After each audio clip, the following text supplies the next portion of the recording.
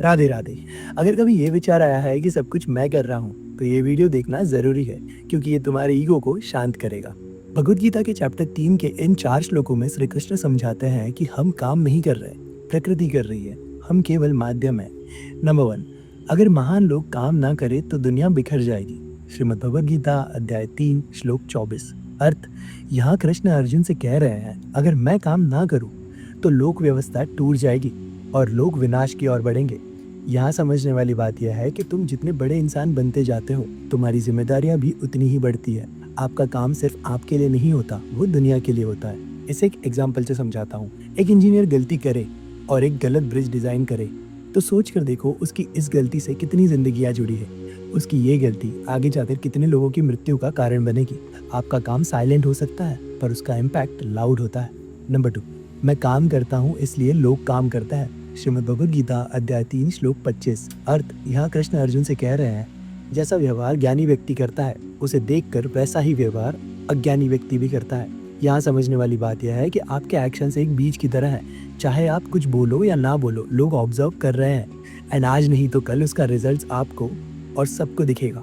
Example के लिए, एक बॉस अगर लेट आता है तो पूरी टीम कैजुअल हो जाती है, पर अगर वही बॉस डिसिप्लिन्ड हो तो एक कल्चर बन जाता है, डिसिप्लिन कल्चर।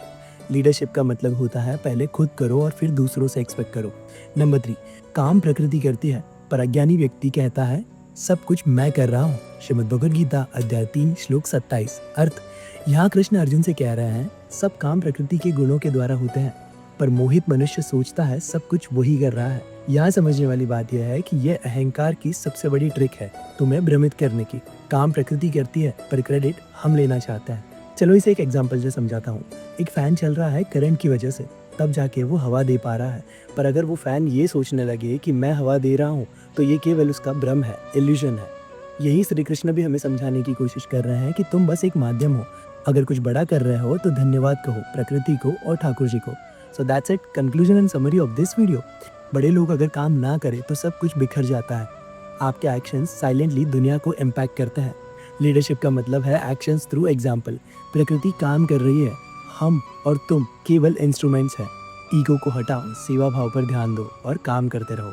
सो बस आज के लिए इतना ही। अगर ये वीडियो अच्छा लगा तो शेयर कर देना, कमेंट में राधे राधे लिख देना। मिलते हैं इस सीरीज़ के अगले भाग में कुछ और श्लोक, कुछ और सवाल और उनके जवाबों के साथ। जय श्री कृष्ण।